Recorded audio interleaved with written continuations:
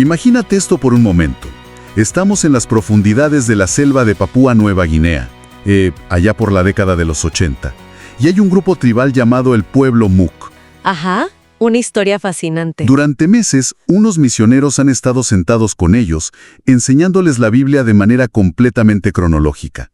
Digo, empezando desde el Génesis, pasando por los profetas, hasta llegar a la vida, muerte y resurrección de Jesucristo. Sí, de hecho hay un video documental impresionante sobre esto. Creo que se llama Itao, ¿verdad? Exacto, ese mismo, donde se registra el momento exacto en que la tribu comprende finalmente el Evangelio.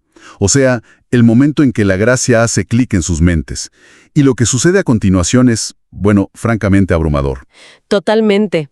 Es una reacción que te deja sin palabras. Su reacción no fue quedarse sentados en círculo, no formaron un comité de debates teológicos para analizar la expiación, ni se limitaron a tomar notas en sus libretas. No. Para nada. Al abrazar la fe en Cristo, su primera reacción, casi visceral, fue ponerse de pie y tomar la decisión inquebrantable de cruzar la selva para compartir estas buenas nuevas con las tribus vecinas. Y hay que recordar que esas tribus históricamente habían sido sus enemigas mortales. Exacto.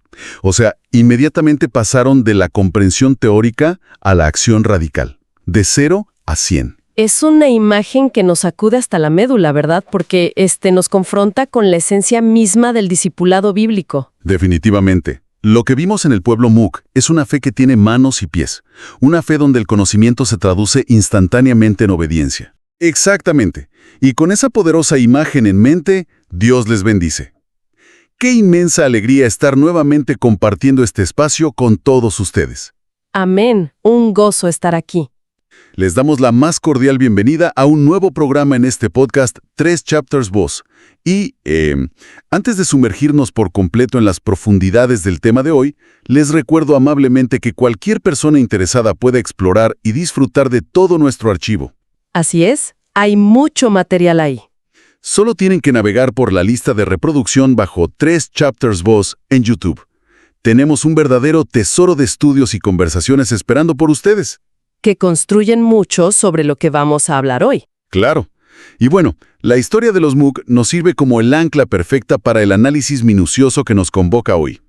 Vamos a entrar de lleno en un libro verdaderamente monumental editado por Edgar J. Elliston.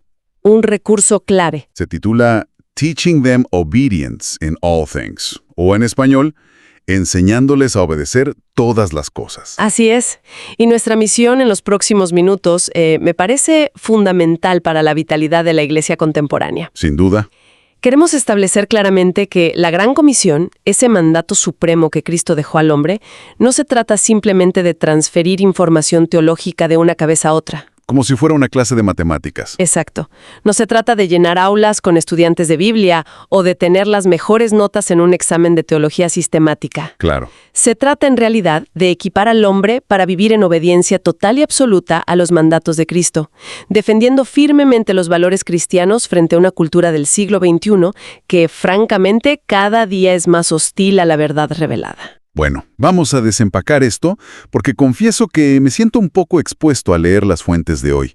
O sea, creemos que entendemos la Gran Comisión, ¿no? Sí, la repetimos casi de memoria. La recitamos en los cultos misioneros. Pero los capítulos de Kenneth B. Mulholland y Michael J. Wilkins en este libro nos dan un verdadero golpe de realidad respecto al Evangelio de Mateo. Un golpe muy necesario, la verdad. Yo siempre había pensado, o al menos asumido subconscientemente, que la enseñanza bíblica era como el primer gran paso. Digo, primero aprendes todo el conocimiento y luego, si eres un creyente avanzado o muy comprometido, entonces obedeces. Lo fascinante aquí es cómo los autores desmantelan por completo esa idea de la obediencia opcional. Sí, la hacen pedazos. Cuando analizamos el texto griego y el contexto literario del Evangelio de Mateo, vemos que la obediencia no es un anexo, no es como una cláusula adicional para el cristiano superconsagrado. No es la letra pequeña del contrato. Para nada. Jesús fue explícitamente claro en Mateo 28. Él dijo, y cito, enseñándoles a obedecer todas las cosas que os he mandado. Nota que no dijo, enseñándoles todas las cosas. ¡Wow! Dijo enseñándoles a obedecerlas. Y el teólogo Herman Ridderbos, que es citado en nuestra lectura, argumenta magistralmente sobre esto. Ajá, ¿qué dice Ridderbos exactamente? Él señala que el propósito final de la predicación del Evangelio no es simplemente informar, es colocar al oyente bajo el señorío y los mandamientos de Cristo. El objetivo es que demuestren de manera tangible, con el sudor de su frente y las decisiones de su día a día, que le pertenecen. Claro, que hay una posesión real. Exacto. Cristo mismo lo dijo en Mateo 12. Todo aquel que hace la voluntad de mi Padre que está en los cielos, ese es mi hermano y hermana y madre. La marca de identidad es hacer la voluntad. A ver, frena ahí. Porque esa distinción entre enseñar información y enseñar a obedecer lo cambia absolutamente todo en nuestra metodología, ¿no? Totalmente. Invierte nuestro enfoque pastoral. Hay una analogía en el texto que me dejó pensando toda la semana. Quiero que me ayudes a desmenuzarla para quienes nos escuchan. Adelante, a ver cuál es. El libro dice que un sistema educativo cristiano o incluso una iglesia local que se enfoca únicamente en impartir conocimiento intelectual sin exigir rendición de cuentas y obediencia real, termina creando, y cito, cristianos pasivos que se asemejan a seres humanos que comen demasiado y se ejercitan muy poco. Es una imagen cruda. Muy cruda. Pero de una precisión quirúrgica, la verdad. Describe perfectamente el malestar interno de gran parte de la cristiandad occidental contemporánea. Es que da en el clavo. Y te lo pregunto directamente. ¿Estamos sufriendo en nuestras iglesias modernas de una epidemia de obesidad teológica? Bueno, yo diría que es una pandemia a estas alturas. Porque, me pongo a pensar en el creyente promedio hoy en día. Consumimos sermones dominicales, escuchamos programas de estudio bíblico entre semana, leemos libros de teología reformada, asistimos a conferencias, vemos videos. Y tomamos notas exhaustivas en todas partes. Exacto. El hombre hoy tiene más acceso a la exégesis bíblica en la palma de su mano en su teléfono celular que el que tuvieron gigantes de la fe como Spurgeon o Calvino en toda su vida. Es una abundancia de información sin precedentes en la historia. Estamos siendo sobrealimentados, pero la gran pregunta es, ¿estamos ejercitando poca obediencia real?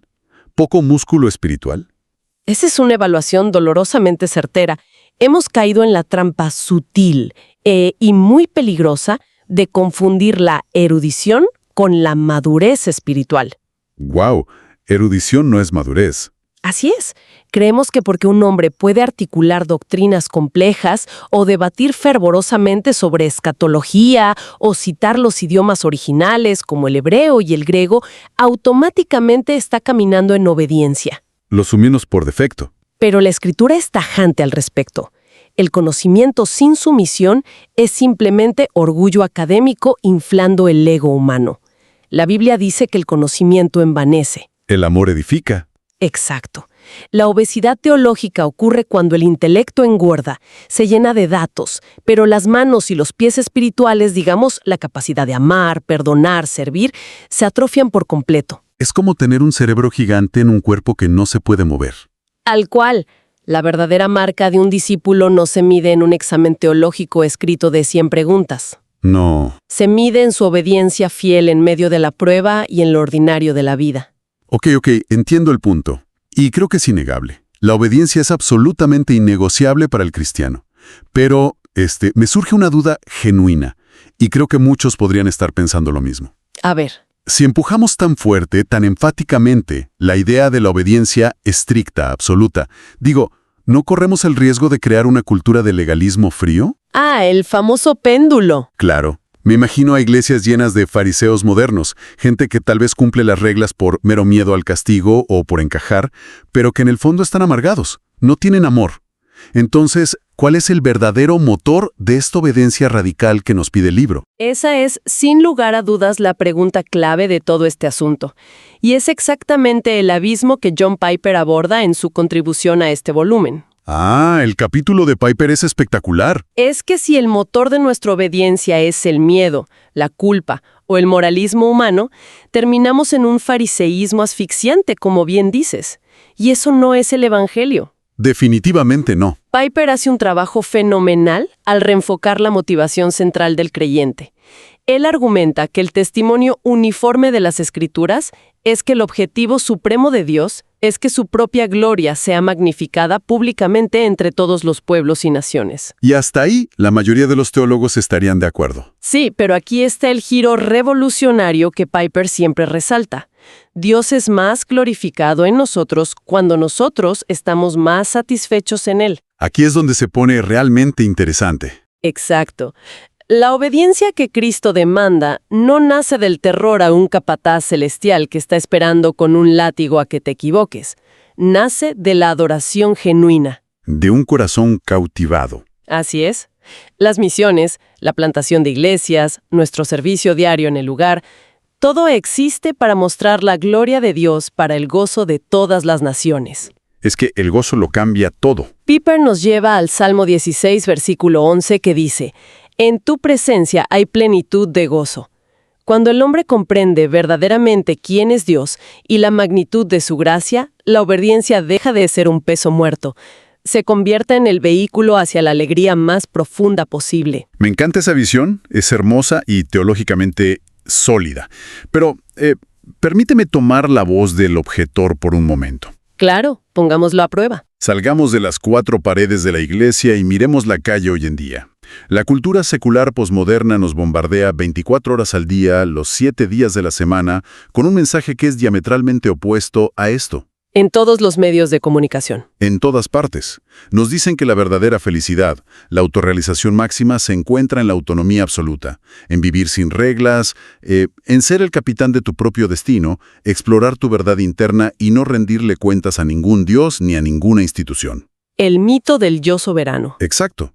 Entonces, frente a ese bombardeo cultural incesante, ¿cómo le explicamos al joven de hoy, o a cualquier persona, que los sacrificios y las restricciones que exige el amor a Cristo son en realidad una ganancia inmensa? Es un choque tremendo. Y el apóstol Pablo decía, para mí el vivir es Cristo y el morir es ganancia.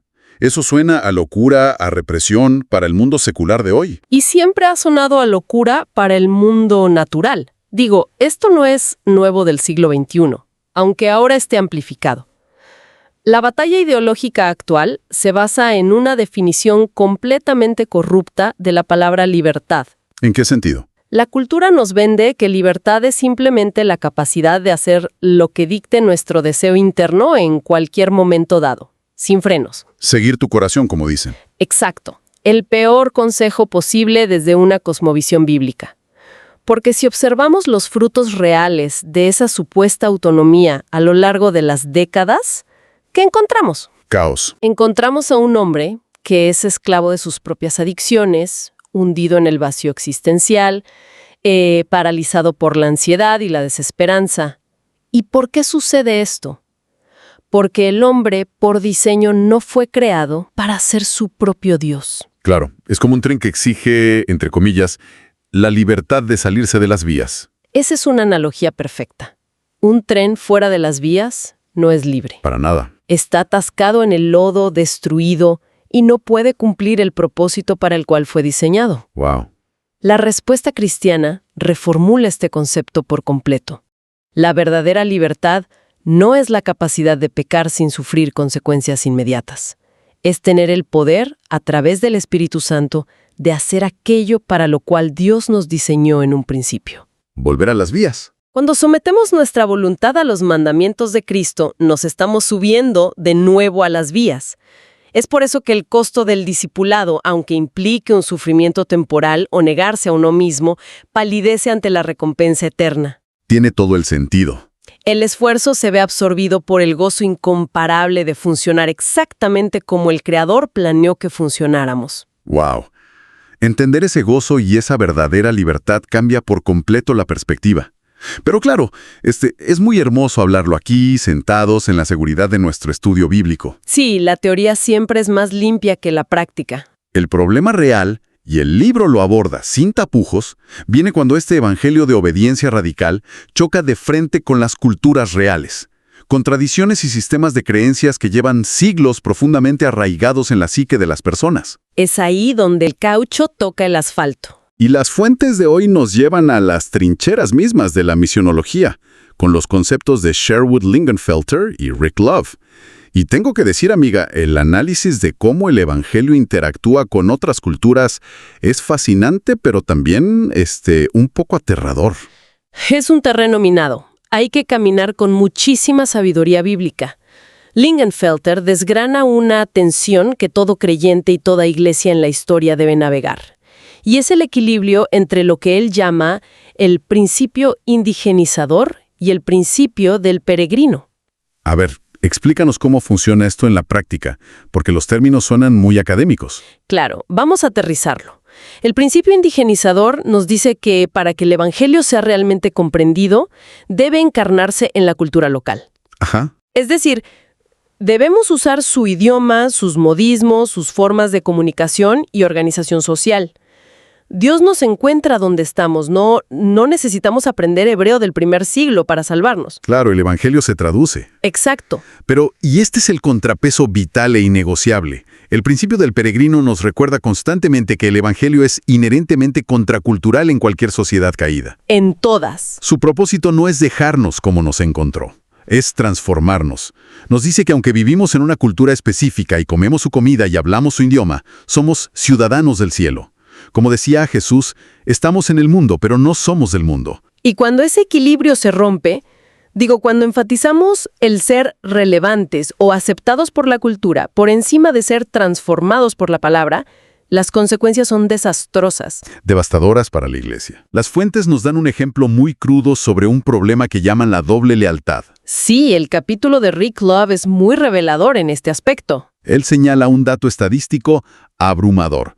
Dice que de los más de 1.000 millones de musulmanes en el mundo, unos 800 millones son considerados musulmanes folclóricos. 800 millones, es la inmensa mayoría. Es una locura. Es decir, en sociedades muy orientadas a la dinámica de poder espiritual o al animismo, ocurre algo muy oscuro. ¿Y qué es lo que pasa? La gente acepta ir a una iglesia para adorar a Cristo, o asisten a los servicios dominicales, pero su cosmovisión, de fondo, su sistema de creencias básico, sigue intacto. Ajá. Entonces, si su hijo cae enfermo en la noche, con una fiebre terrible, y la medicina no funciona, la fachada cristiana se cae por completo, y corren a escondidas, en medio de la noche, a consultar al chamán local, buscando sanidad a través de la magia o el ocultismo. Y la razón de esto, el porqué detrás de esa acción tan contradictoria, es que el Evangelio tal vez fue enseñado como un sistema de creencias intelectuales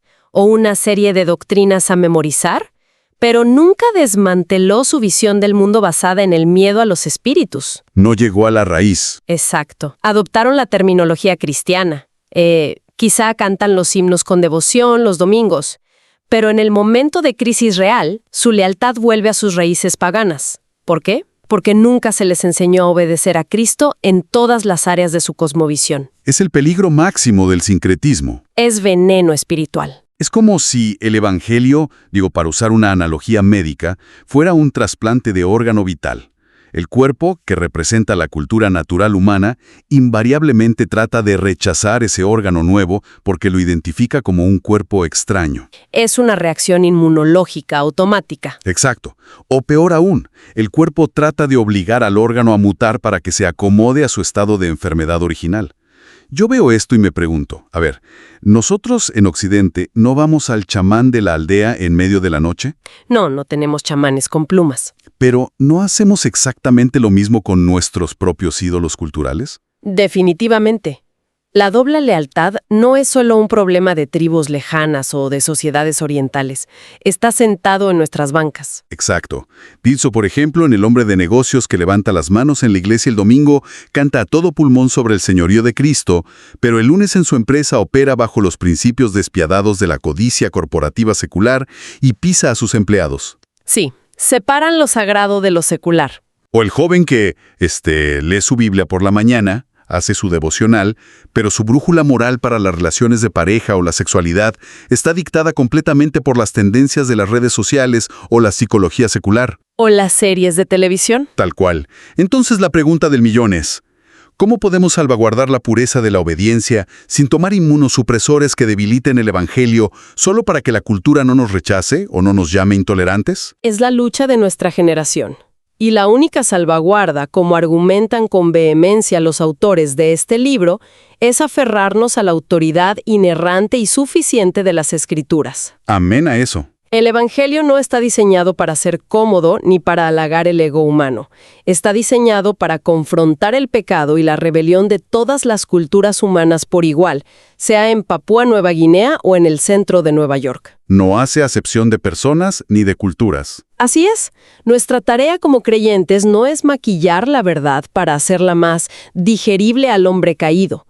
La relevancia genuina de la Iglesia nunca debe lograrse a expensas de la reverencia a la palabra de Dios. ¡Qué frase tan potente! Debemos proclamar el mensaje completo, sin recortes, y confiar plenamente en la obra regeneradora del Espíritu Santo para que Él sea quien arranque de raíz esas lealtades divididas en el corazón. Y esto nos lleva inevitablemente a la estocada final del libro. Digo, si este choque cultural es inevitable, y si nuestras iglesias están llenas de personas con lealtades divididas y sufriendo de obesidad teológica, Como ya establecimos, entonces tenemos un problema grave en la línea de ensamblaje. en la fábrica misma. Exacto. Tenemos que cambiar radicalmente cómo estamos educando y discipulando a las nuevas generaciones de líderes. Aquí es donde Larry Poston, Jonathan Campbell y el propio Elliston entran al ruedo y ponen bajo la lupa a nuestras instituciones académicas. Si conectamos esto con el panorama general de todo lo que hemos venido discutiendo, nos damos cuenta de que el sistema educativo cristiano es el verdadero campo de batalla estratégico. Es donde se define el futuro. Los seminarios, las universidades cristianas, los institutos bíblicos, son la incubadora del liderazgo. Allí se forman los hombres que el día de mañana estarán en los púlpitos predicando y dirigiendo grandes agencias misioneras. ¿Así es? Si esa educación se vuelve puramente teórica, secularizada o completamente divorciada de la obediencia práctica, toda la Iglesia sufrirá las consecuencias en la siguiente generación. Pero, a ver, ¿cuál es la alternativa práctica? Porque no estamos sugiriendo quemar los seminarios y cerrar las universidades cristianas, ¿verdad? Por supuesto que no. No somos antiintelectuales. Pero Elliston nos urge a mirar detenidamente el modelo pedagógico del maestro por excelencia, Jesucristo. El modelo perfecto. El ministerio de Jesús no se limitó a aulas formales, ni a dar cátedras estructuradas tras un atril de madera con un proyector de diapositivas. Claro, no tenía un campus universitario en Galilea. No. Él implementó de manera magistral métodos no formales, que son, digamos, enseñanzas estructuradas, pero fuera de un entorno académico rígido, y métodos informales, que son profundamente relacionales y espontáneos. En el día a día. Exacto. Jesús enseñó a obedecer mientras caminaban por caminos polvorientos, mientras comían juntos, mientras enfrentaban la oposición feroz de los fariseos y mientras sobrevivían a las tormentas en el mar de Galilea.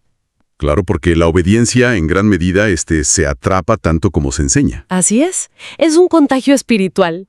Es decir, tú puedes darme una clase magistral de 3 horas sobre la paciencia o el sufrimiento en la teología paulina, y eso, se quedará almacenado en mi lóbulo frontal. Como un dato más. Pero si yo camino a tu lado como discípulo y veo en tiempo real cómo reaccionas con gracia cuando alguien te insulta en la calle, o cómo oras de rodillas cuando recibes una mala noticia en el ministerio, ahí es donde se produce la verdadera transmisión de vida. Esa es la esencia pura. Fue un maestro compartiendo el polvo del camino, no un conferencista distante firmando libros. Has descrito perfectamente el mecanismo del discipulado relacional bíblico. Y Jonathan Campbell lleva esto un paso más allá, en su capítulo al hablar de los contextos misionales modernos y posmodernos. ¿Qué propone Campbell para nuestra era? Él dice que en culturas donde existe una profunda desconfianza hacia las mega instituciones y las burocracias pesadas, que es muy común hoy en día, el enfoque no debe ser construir un gran edificio institucional, sino plantar lo que él denomina la semilla simple. Espera, ¿a qué se refiere exactamente con la semilla simple? ¿Es como el ADN del Evangelio? Exactamente. Es reducir nuestra estrategia misional a los mandatos fundamentales e innegociables de Jesús. Arrepentirse y creer en el Evangelio, bautizarse, amar a Dios por sobre todas las cosas, amar al prójimo, celebrar la cena del Señor y hacer nuevos discípulos. Esa es la semilla. Lo esencial. El objetivo misional es plantar ese ADN puro en el suelo cultural de la región y permitir que el Espíritu Santo lo haga crecer orgánicamente a su propio ritmo y con su propia forma cultural, aplicando el principio indigenizador. Claro. El gran error que a menudo cometemos es intentar exportar la planta ya adulta. Ay, eso es tan cierto. Es decir, intentar imponer nuestras complejas estructuras eclesiásticas occidentales con sus enormes presupuestos, juntas directivas, edificios y programas, en un contexto que necesita algo mucho más ágil, orgánico y relacional. Y entonces, si aterrizo todo esto, y trato de resumirlo, significa que estamos llamados a ser cultivadores pacientes, no ingenieros civiles estresados. Me gusta esa imagen. Un ingeniero intenta ensamblar una réplica exacta de un edificio, sin importar en qué país esté construyendo. Sus planos no cambian.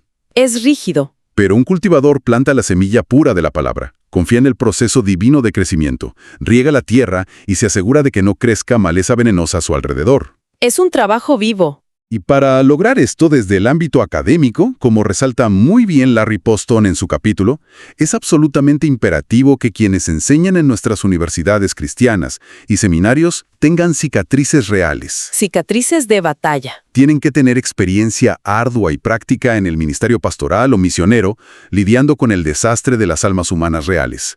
Si permitimos que la educación teológica superior sea dominada por teóricos de escritorio que nunca han estado en la trinchera, bueno, el camino hacia la secularización y la irrelevancia espiritual está 100% garantizado. No podríamos estar más de acuerdo. A modo de resumen, creo que el peso de este libro es monumental precisamente porque nos regresa a las bases, nos quita el ruido. Así es. El núcleo de nuestra fe, aquello que defendemos férreamente como cristianos conservadores, es que el conocimiento intelectual de la revelación de Dios nunca fue diseñado por Él para ser un fin en sí mismo. Nunca. Su destino invariable, el punto de llegada, debe ser producir un estilo de vida de obediencia radical y gozosa. Todas nuestras estructuras, las instituciones, los seminarios, cada congregación local y cada presupuesto misional existen en última instancia para este propósito glorioso. ¿Cuál propósito? Formar hombres y mujeres moldeados a la imagen de Cristo que cumplan y vivan sus mandamientos con alegría en medio de un mundo caído. Ese es el estándar inamovible, ¿no? Y al llegar al final de este análisis minucioso, la carga no se queda atrapada en las páginas impresas del libro de Elliston, recae directa y pesadamente sobre cada uno de nosotros que estamos escuchando hoy. Nos interpela a todos. Hago un llamado firme, pero lleno de la gracia del Señor, para que nuestra audiencia evalúe el estado de sus propios corazones. Preguntémonos con honestidad, frente al espejo de la palabra, ¿está mi devoción intelectual y mis años de escuchar sermones transformando realmente mis manos y mis pies en mi hogar? En el trabajo. ¿En mi comunidad, con mis vecinos? ¿O me he convertido, de manera sutil y trágica, en un simple admirador de Cristo en lugar de un verdadero discípulo que carga su cruz diaria y le sigue? Es una introspección vital y a menudo bastante incómoda, pero necesaria. Definitivamente. Y antes de despedirnos, quiero dejar a nuestra audiencia con una última idea, un pensamiento provocador que emana de nuestro estudio de hoy, para que lo mediten durante la semana. A ver, adelante. Hemos establecido claramente que el método supremo de Jesucristo para forjar discípulos obedientes fue profundamente encarnacional. Se basó en caminar lado a lado, compartiendo el pan, el polvo, las alegrías y las lágrimas de la vida diaria en una comunidad íntima y real. Sudando juntos. Exacto. Entonces, pensando en este diseño divino inmejorable, ¿cómo podría nuestra cultura contemporánea, con su dependencia casi absoluta de las pantallas, de la educación a distancia y de las interacciones virtuales, estar alterando silenciosamente el tipo de fe que estamos produciendo en la próxima generación? ¡Wow! Estamos, sin darnos cuenta, construyendo un discipulado desinfectado, aséptico y distante que carece del poder transformador que solo se da en el contacto humano real y sudoroso de la vida cristiana compartida. Esa es una pregunta que no nos debería dejar dormir tranquilos esta noche. Y definitivamente un motivo profundo de oración y arrepentimiento para nosotros como cuerpo de creyentes. Qué desafío tan inmenso nos deja el estudio de hoy. Ha sido un tiempo muy edificante. Queremos agradecer profundamente a cada uno de ustedes por habernos acompañado en este recorrido a través del trabajo del Dr. Elliston y los demás autores. Aquí, en este podcast Three Chapters Voz, reafirmamos nuestra misión y nuestro compromiso inquebrantable de exponer la verdad bíblica sin filtros ni diluciones. Defendiendo la fe histórica. Así es, defendiendo la fe que nos ha sido entregada. Les recuerdo nuevamente que todo este material y muchos otros análisis están a su disposición permanente navegando por la lista de reproducción bajo Three Chapters Voz en YouTube. Vayan y escuchen, hay mucho por aprender. Sigamos escudriñando las Escrituras, sí, pero sobre todo, roguemos a Dios por la gracia de ser hacedores de la palabra, y no tan solamente oidores que se engañan a sí mismos. Que en cada paso que den en obediencia gozosa esta semana, Dios les bendice abundantemente. Nos vemos en nuestro próximo programa.